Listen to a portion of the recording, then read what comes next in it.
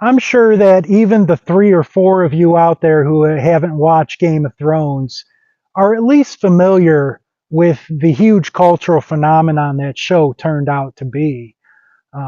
Especially it not even being on cable, it was paid subscription.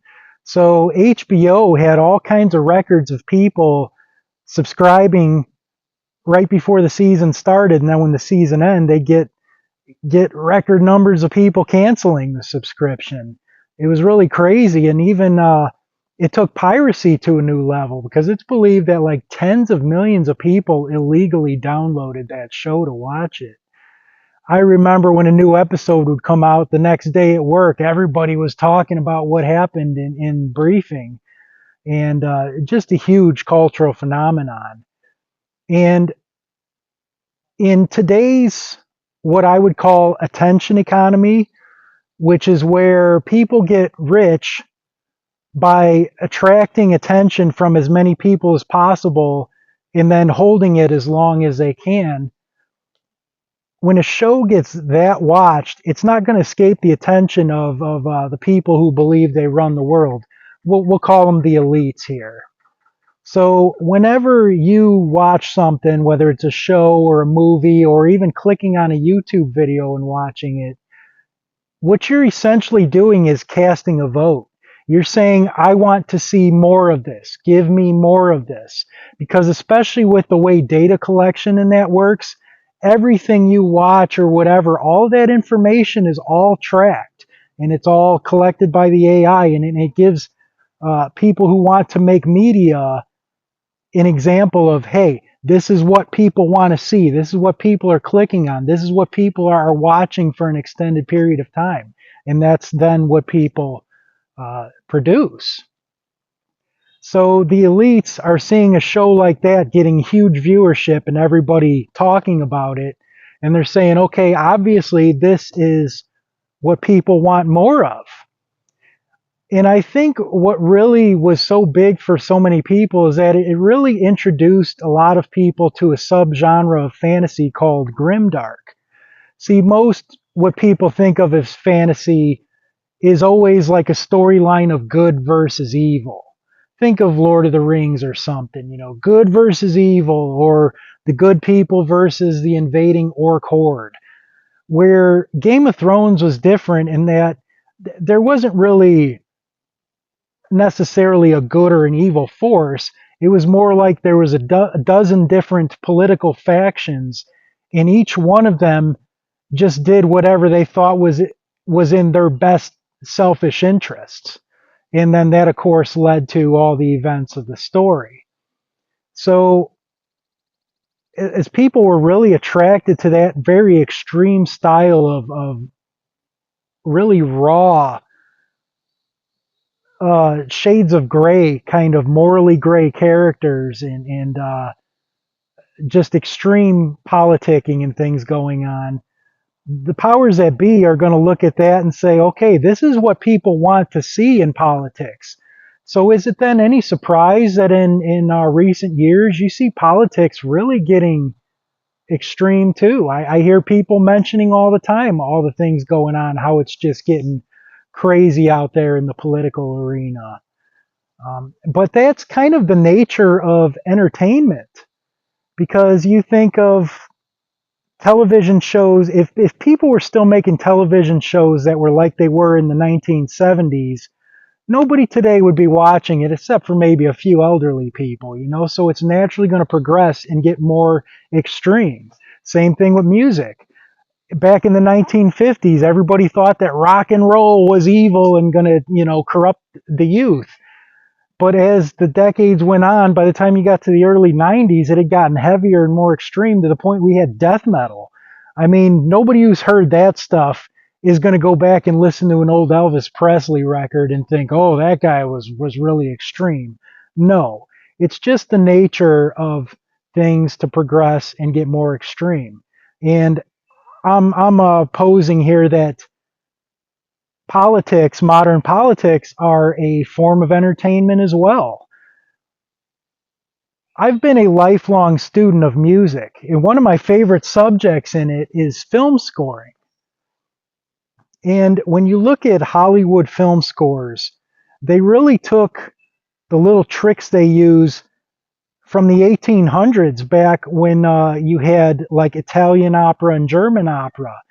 When people on the stage would act, the actors would perform some feat.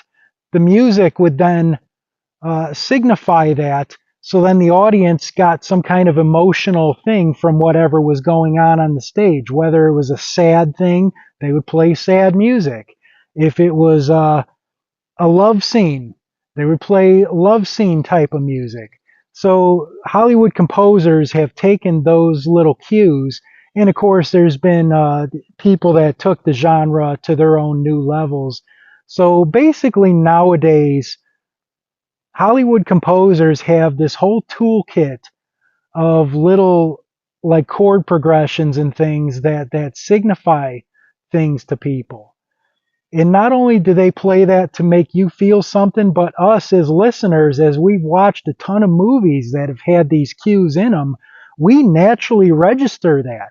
So if you've heard a certain chord progression that every time it shows up in a movie, it's during a very triumphant or heroic scene, we naturally think when we hear that, oh, this is heroic and triumphant.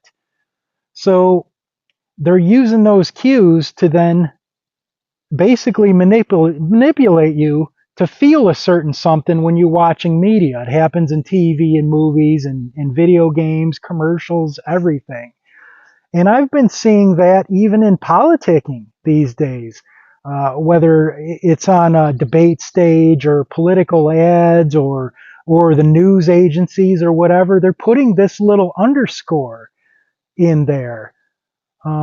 It's subtle. It's not quite as in your face as a lot of the themes like from the 80s and 90s movies. We can all recognize the theme music from Back to the Future, Indiana Jones, Jurassic Park, that kind of stuff. It's more subtle than that, but it is there. And another little trick they use is called leitmotifs. So it's basically a little musical melody that happens for a character or a place in a movie. Whenever that character shows up in the movie, that little melody will play. Or if they go to a certain place, it'll have its own little melody. A little fun fact, the Lord of the Rings trilogy had over 100 unique motifs in it. That's pretty cool. Pretty cool if you're into studying that kind of thing. But I'm seeing them using that in politics. So everything I'm seeing in the modern day politicking, whether it's the way that, like other media, it's becoming more extreme as time goes on to keep people's attention, or the way they're using the music scoring to make you feel something during it, or even the fact that even the men in the politics, look, they're all wearing makeup. I mean, it's all for show. That's just my opinion when I see modern politics, is that it's all just stage theater. I mean, I can't know for sure what's really going on because none of us peasants are ever going to ever be told what's really going on behind the scenes. But I just got to say what it appears to me to look like, and it looks like staged theater. Uh, so who am I going to vote for this year? I won't be voting. To me, if I believe it's all faked and just for entertainment purposes, why would I waste my time doing that? I mean, if you look back to the Dark Ages, did any of those kings ever ask the peasants, what do you think I should be doing to rule better? No, that never happened. If that's never happened in history from rulers, what makes you think that the extremely arrogant megalomaniacs we have running things today care what you or me has to say, what our opinion is? No, they don't care. I believe that if our vote actually mattered, we wouldn't be allowed to do it. Now, even if you think I'm way off base on this and you still believe it's real, I'm sure there's a lot of people out there that are going to say, no, no, this is real. They're really coming out there. They're really attacking Trump. Mr. Trump, The guy who's been in the entertainment industry his entire life. He's actually run reality television shows. You've seen them, The Apprentice and things like that. Um, he's ran beauty pageants, which are an entertainment spectacle. He's even been in the WWE professional wrestling. Are you going to argue to me that that stuff's real? This guy's entire career has been in the entertainment and acting to fill a part. So do you really? Oh no, he's really serious this time. Every other endeavor throughout his life was fake acting, but he's really serious about this politics thing. Look, if a nobody idiot like me can see how fake this stuff is, don't you think these people involved kind of probably have an idea about what's really going on as well? I think so. So even if you think I'm off base and you're saying, no, I'm still going to go and vote because I believe it does make a difference, okay, that's fine. But so many people between now and November 8th are going to be talking about the election for that entire time. Why? I mean, you've already decided for yourself who the villain and who the heroes are in this show that's being put on. You know which little dots you're going to fill in when you show up there. So don't you think it's a waste of time to spend your entire time between now and then talking about it and listening to it and talk things about it?